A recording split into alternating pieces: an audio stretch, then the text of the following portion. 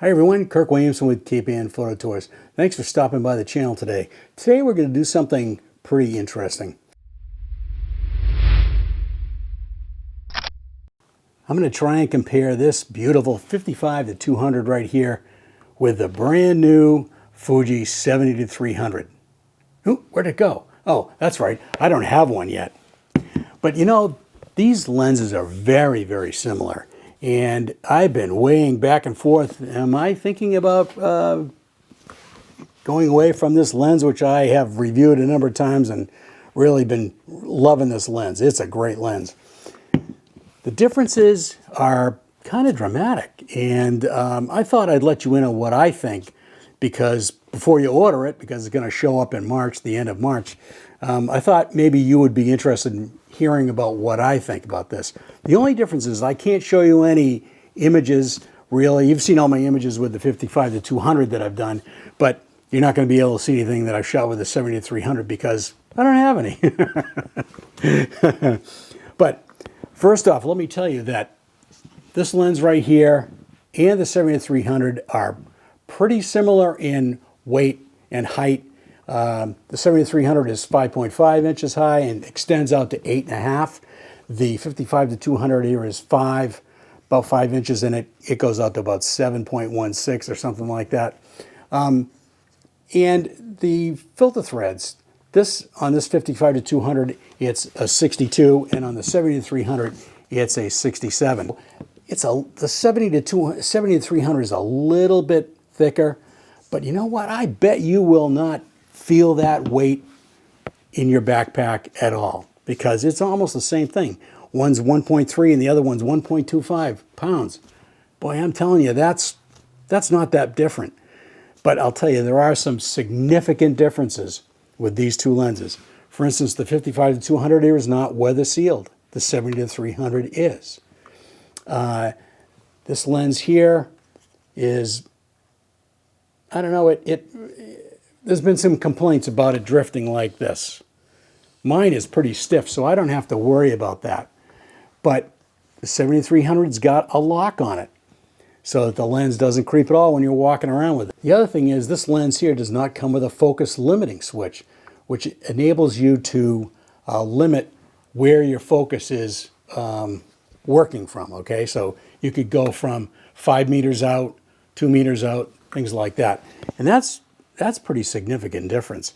It's, but you know what? It doesn't bother me with this because I'm not really worried about that. In some sports situations, it might be useful. But what it does is it makes it so that you're either focusing from 2 meters to infinity or from 6 meters to infinity or whatever it is.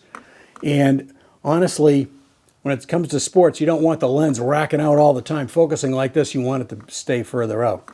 So that's a good thing for the 70-300. And I love that lock idea too, by the way.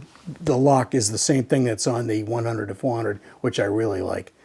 You know, both of these lenses don't have a tripod collar. You don't really need it with this, even with it all the way out like this.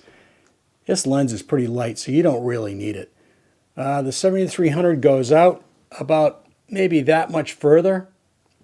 And I think it might be nice to have that, but I don't think it's critical. But you know, some of these things, you know, it's a lower end lens, so it's not going to have things like that, like a tripod collar. Like my 50-140, it's got a tripod collar because it's heavy. You want to make sure it doesn't fall off the tripod. The 70-300 gives you a lot more reach. It goes all the way out from 107 to 457 in full frame terms. The 55-200 really only at the long end goes out to about 300. And the 70-300, it goes all the way out to about 450. And if you add the tele extender, which you can't do with this 55-200, but you can do with the 70-300, at the long end, it goes all the way out to about 640. So it's pretty significant. So if you're looking for reach for birding or for wildlife, and you're looking for something relatively inexpensive, I would go with the 70-300. I've heard that the focus is actually pretty decent. So, you know, birding can be a little bit difficult, keeping the bird in focus the whole time, but, you know, the focus of these latest cameras and lenses is actually pretty similar. Sony and Canon and Nikon may be a little bit above, but you know what? I don't think they're that far above. So honestly, I'm in a quandary. I don't know what to do. I'm probably going to wait and rent one or see if I can borrow one. I'm hoping that I'm hoping that Fuji, what a slip that was. I'm hoping that Fuji will let me borrow one so I can do a proper review of it. You know, all the big YouTube guys, they get these things real early. Which one do you get? I mean, do you stay with this one?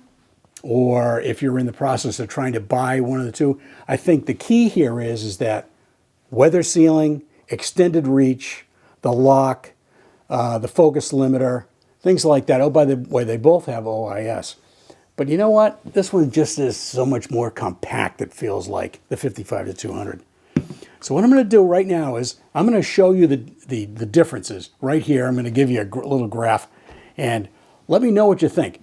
Honestly, I'm kind of torn. I don't know what to do here. I mean, it looks like that the 70-300 is much, much better. But, you know, I really like this little lens. It's extremely sharp. And, you know, you don't want something that you get a good copy of, you don't want to get rid of it. So, but I would have to trade this in and get the 70-300. So, you know, I'm looking at using my, oh, and by the way, the f-stops. This is a little bit faster, but just a little bit, not by a lot. This is 3.5 to 4.8. The other one is 4 to 5.6. So as you can see, what's that, half a stop on either end? That's not a big deal at all. So anyway, I think that you really got some things to think about before you pre-order this lens, the 70-300. It looks like a great lens. I haven't been able to shoot with it, so I don't really know what the image quality is like. What I've seen from videos and from printed stuff is it looks very similar to the 55-200. So honestly, I'm up in the air. I'm going to see if I can get a hold of one. I don't know if I will. If I can, then I'll do a full review of it. But right now, I just wanted to talk to you about the quandary that I'm in. Do I replace this gem here, or do I go for another one and see if the 70-300 is really worth the money, the $100 more? But I'm telling you, you know, this one's going to go on sale. It's going to go on sale in the spring here, and it's going to be $499. I'm pretty sure it will be anyway. I paid $450 for this used, so $50 more for a brand new one. Unbelievable. So, what do I do? That's up to you guys. What do you think I ought to do? Think I ought to sell this 55-200, which I really like, and go with a 70-300, which is not that much bigger, not that much heavier, but gives me a lot more reach? What do you guys think? Do you want me to do it? I'm not sure I would follow your instructions anyway, but hey, I don't know. We'll see what happens. So thanks for watching this video. It's dismal outside. It's just raining and ice, and it's just awful. So I didn't want to go out and drive around and see if I could drive myself off into a river or something, although some people might like that. I wanted to try and come in and see if I could do something in studio that would work a little bit better for this particular situation. I wish I had one to show you. Oh, there it is. Oh, it's gone again. But anyway, if you like this video, please give me a like and a comment, and subscribe to the channel. That would be awesome. So anyway, hopefully you liked it. We'll catch you next time.